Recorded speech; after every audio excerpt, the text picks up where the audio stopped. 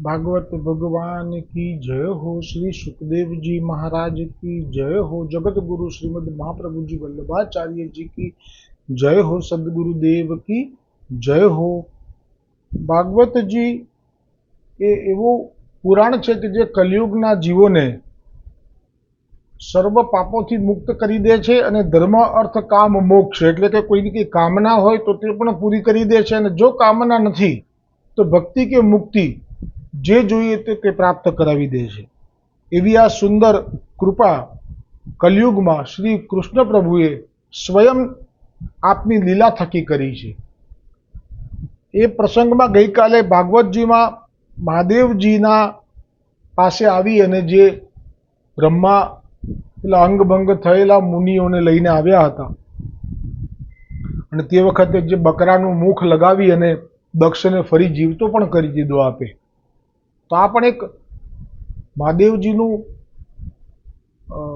જે વર્તન છે એ કેવું છે તો કે પોતાના સસરાને જીવતા કરી દીધા મસ્તક લગાડીને, પણ પોતાના પત્ની સતીને આપે જીવતા કરવાનું ઈચ્છ્યું પણ નથી। આ શું છે? અને અચ્છા, કોઈ શોક પણ દેખાતો નથી। જેમ કે જો કે આખી વાત છે લીલાની કે જે દેહ લઈ અને પછી આપણે તાંડવ શરૂ કર્યું અને જે સુદર્શન ચક્રથી જે એ દેહના અંગોને છિન્ન ભિન્ન કર્યા અને જ્યાં વેરાયા ત્યાં શક્તિપીઠ બન્યા અને જે હૃદય જ્યાં સ્થાન પર પડ્યું એ ગુજરાતનું અંબાજી કહેવાય છે। એ વાત તો છે, કારણ કે એમનો વીરો અંગત વિષય છે, એને અહીંયા નથી લીધો। પણ એક વાત છે કે પોતાના સસરાને બકરાનું મુખ લગાડીને જીવતો કરી દીધો તો પત્નીને નહીં, તો એનું કારણ છે કે આ જે પત્ની છે એમણે પોતે ઈચ્છ્યું હતું કે મેં જે સીતાજીનું રૂપ લીધું છે ને હવે મને મા તરીકે જુએ છે, તો આ દેહ મારે એમના મા તરીકેનો હવે મારે રાખવો નથી, એટલે ઈચ્છા સ્વયં હતી। અને મહાદેવજી તો આ પરડ બ્રહ્મ છે, જાણે છે કે હવે આ જ ફરી પાછા તપ કરશે, અન્નપૂર્ણા થશે। અપર્ણા, અન્નપૂર્ણા, આની પહેલા પણ ભૂલ કરી હતી મેં, અન્નપૂર્ણાની અપર્ણા એક નામ પડશે પાર્વતીજીનું, કેમ કે શિવજીને પામવા માટે કઠોર સાધના કરી છે। પાંદડા ખાઈને પણ આપે નિર્વાહ કરીને પણ આપે તપને પૂર્ણ કર્યું છે, તો એ બધું થવાનું છે। અને આપ જાણે છે કે ભગવાન વિષ્ણુ પણ મને આજ્ઞા કરશે કે લગ્ન તો કરો જ કરો, અને હું કહીશ કે નથી કરવા, કેમ કે લગ્ન કર્યા પછી ભક્તિમાં ભજનમાં વિક્ષેપ આવે છે। આ વિક્ષેપ ફરી નથી જોઈતો મારે। જે ભક્ત છે એ ક્યારે પણ જો ગૃહસ્થાશ્રમમાં એવો અનુભવ કરી લે કે આ તો ભક્તિમાં બાધક છે, તો પછી આપ ભજન સર્વસ્વ ત્યાગ કરવાની સ્વાભાવિક ક્ષમતા ધરાવે છે ભક્તો। ભજનનો પ્રભુને કષ્ટ આપે રે, ભક્તોએ જળને કાપે રે, સ્નેહી સગા હોય છતાંય દુશ્મન સમ દેખાય, સ્નાન કરે એનું જીવન ભરનું, એવું કંઈક છે। એટલે અને આપ પર બ્રહ્મ જાણો છો કે આપણે પ્રગટ થવાના છે, એટલે આપને હર્ક શોક નથી કોઈ પણ। આપણા ઘરમાં તો એક સાધારણ પણ કોઈ વ્યક્તિનું દેહનું પડવું થાય તો ઘરમાં રોગ કકળ થઈ જાય। જો મહાદેવજીના સતી સ્ત્રીનો આવો આત્મવિલોપનનો બનાવ શ્રવણ કર્યા પછી પણ મહાદેવજીને તો નિશ્ચિંતા જ છે, મહાદેવજીને તો કોઈ દુઃખનો અનુભવ જ નથી। આપ તો બધા સત્સંગમાં જેમાં વર્ણન આવ્યું નારદ મુનિ સનકાદી સનાતન બ્રહ્મનો ઉપદેશ શ્રવણ કરી રહ્યા હતા, તો ક્યાં શોક છે? એટલે જ ભાગવત એ જીવને અભયપદ આપે છે, નિર્ભય કરે છે, સર્વ દોષ સર્વ પાપમાંથી મુક્ત કરે છે। કઈ કામના રહી જતી હોય તો પૂરી કરી દે છે, અને જો કામના નથી તો પછી ભક્તિ કે મુક્તિ જેવો તમારો ભાવ, જેવી તમારી ઈચ્છા એવું ફળ આપી દે છે। જેવી રીતે ગઈકાલે પ્રસંગ આવેલો અને જે કહેલું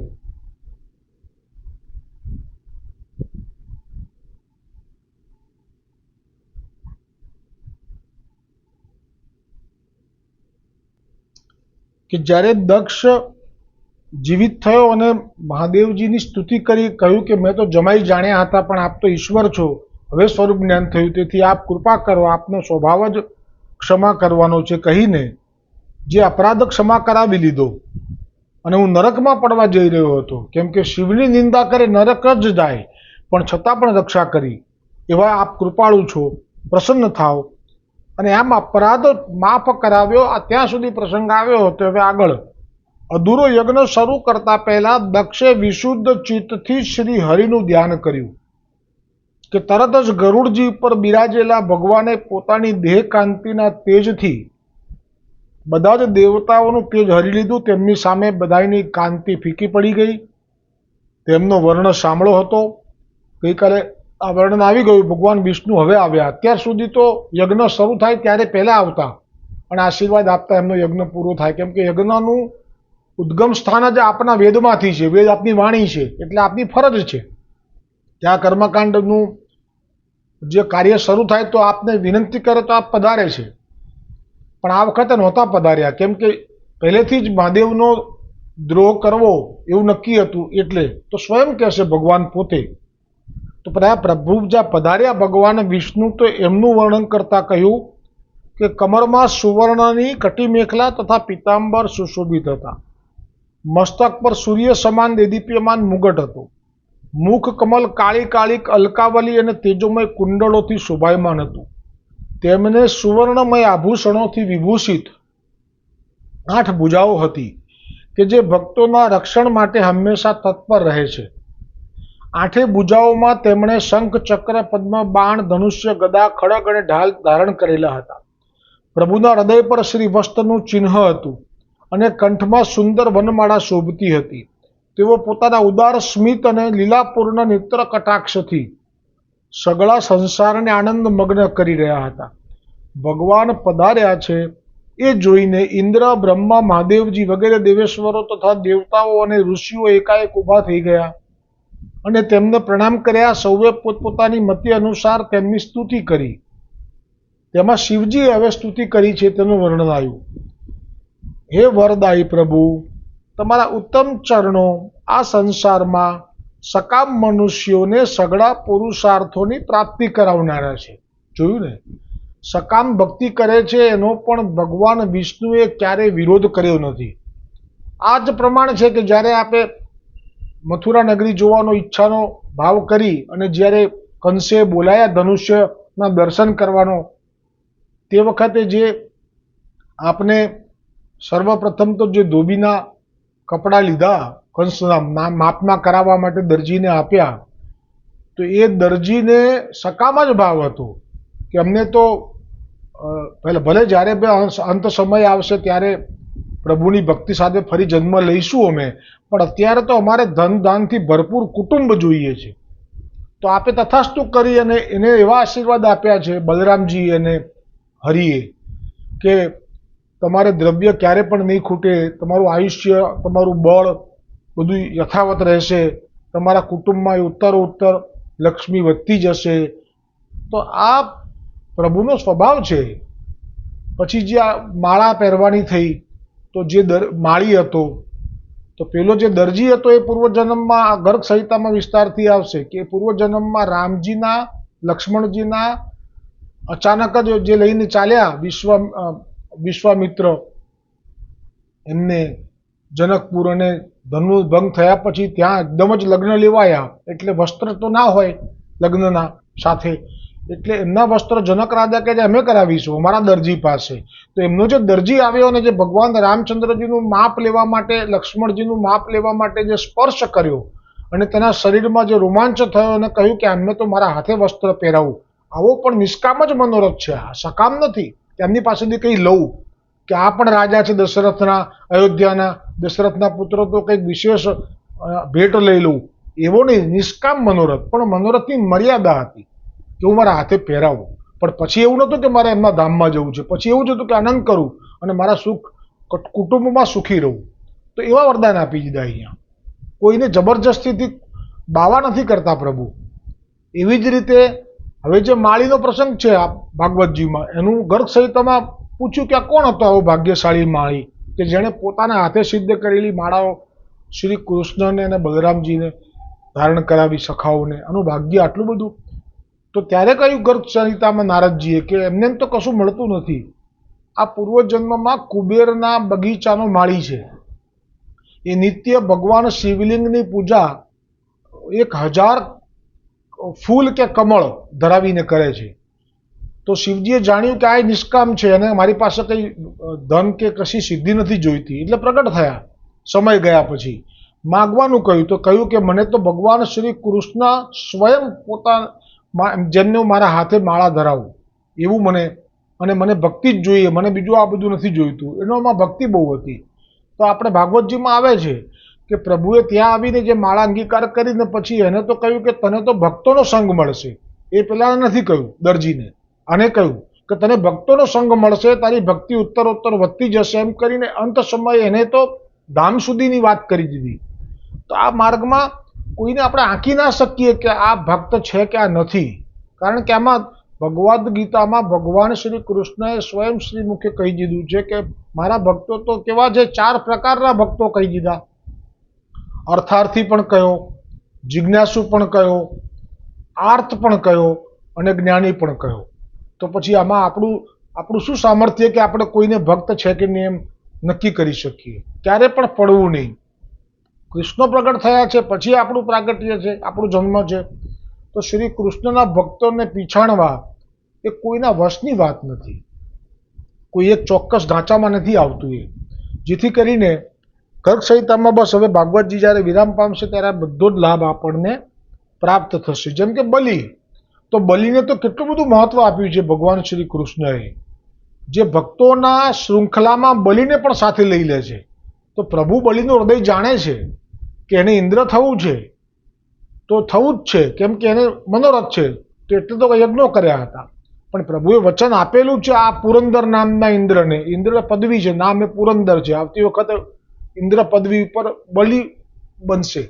તો પુરંદરને વચન આપેલું છે કે ના, એક મન્વંતર તો તારો અધિકાર રહેશે, અને આ તો અધવચ્ચ 100 યજ્ઞ પૂરા કરી લે તો ભગવાનનું બોલેલું મિથ્યા તો ભગવાન થવા જ ના દે. એટલે વામન અવતાર લઈને લીલા કરવી પડી. પણ એને જે આપ્યું અધિક આપ્યું, પોતે રક્ષક થયા, અને હજી તો એને આવતી વખતે મન્વંતરમાં ઇન્દ્ર થવાનો જ છે, તો પણ એને ભક્ત કહી દીધું. હવે જે સ્વર્ગનો રાજા છે, જે અપ્સરાઓની વચ્ચે રહે છે, એને ભક્ત કહી દીધો ભગવાને. બલિને તો જે મહત્વ આપ્યું છે, એનું સમર્પણ પણ કેટલું બધું વખણાય છે કે જ્યારે કર્મકાંડી નાડાછડી બાંધે ત્યારે એ બલિના સમર્પણને કાનીએ એ નાડાછડી બાંધે છે. તો આ જે વાત છે ને આપણા સનાતન ધર્મમાં, એ કોઈ એને નિશ્ચય એક વ્યાખ્યામાં કે ઢાંચામાં બાંધી શકે એવું સામર્થ્ય તો કોઈનું પણ નથી.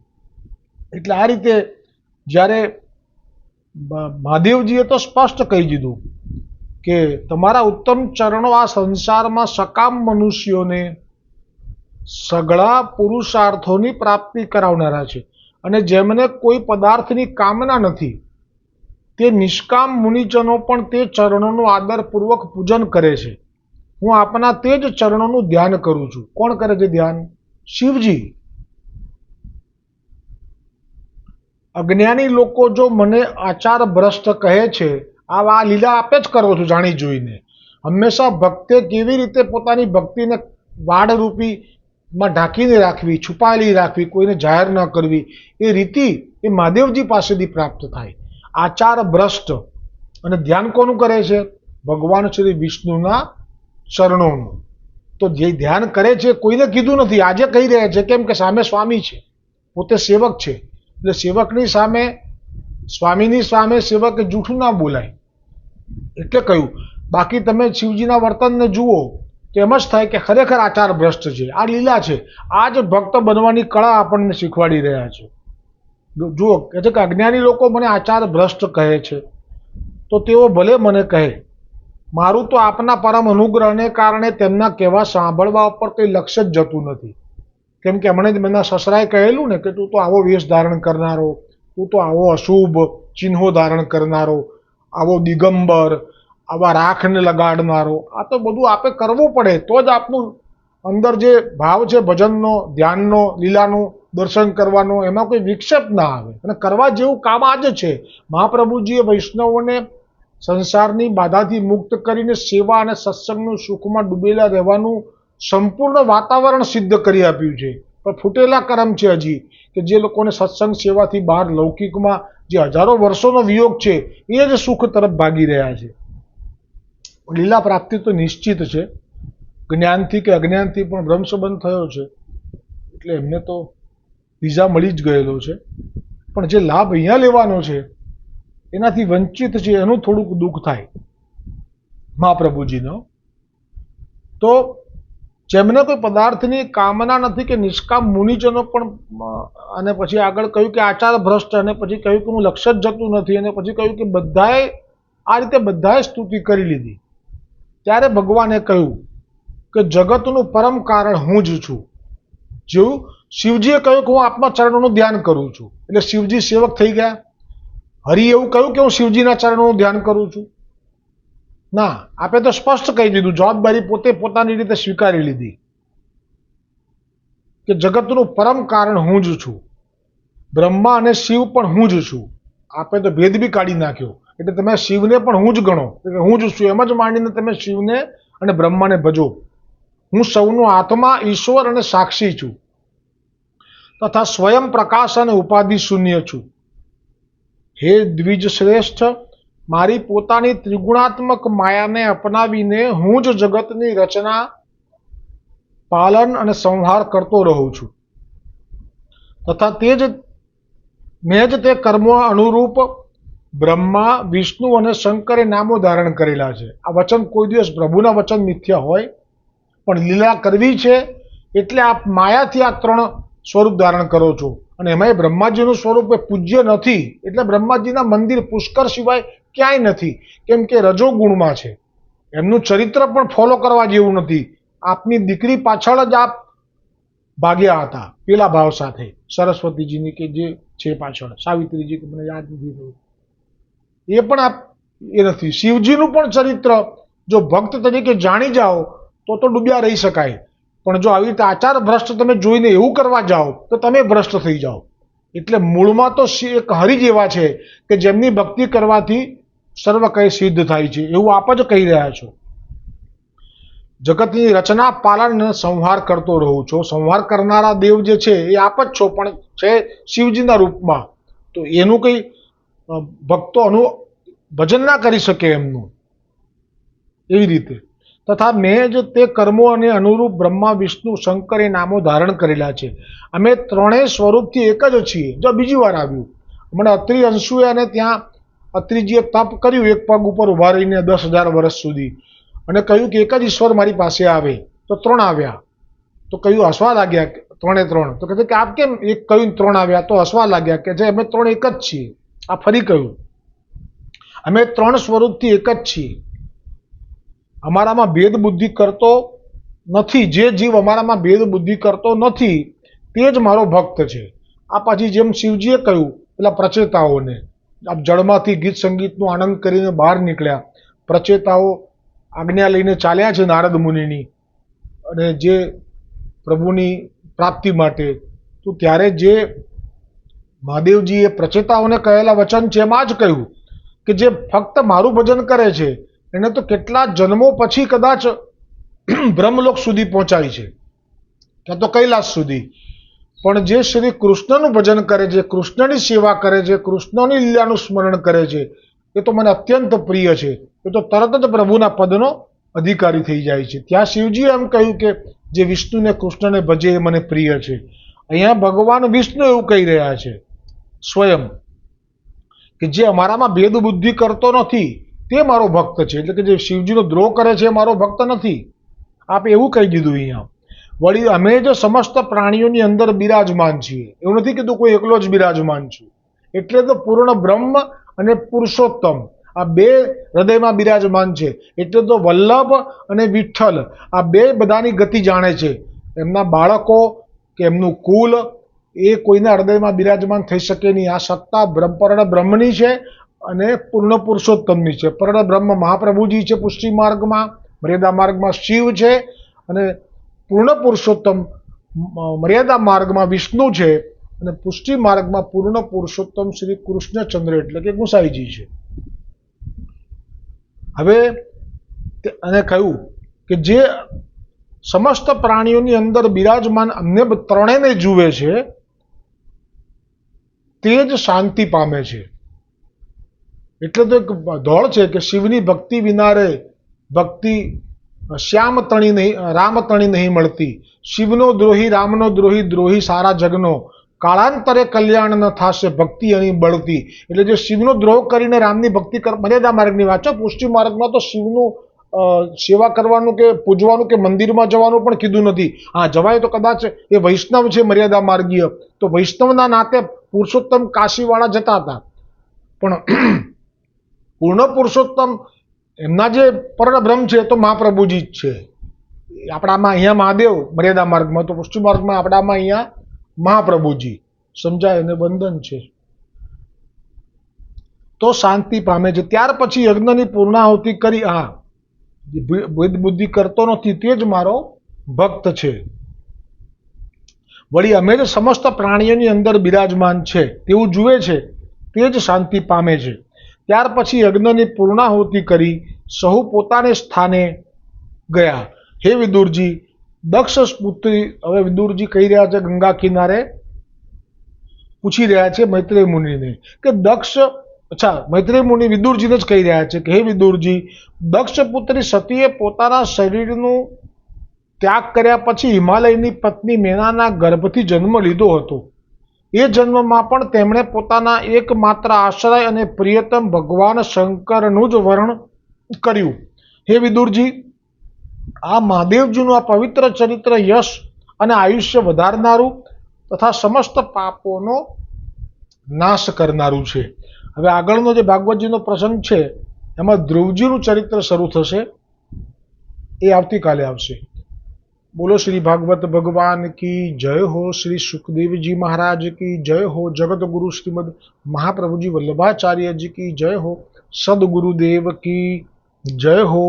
અમારા બ્રહ્મ સંબંધ દાતાર ગુરુ કડીગર બ્રજેશ કુમારજી મહારાજ શ્રી કી જય હો.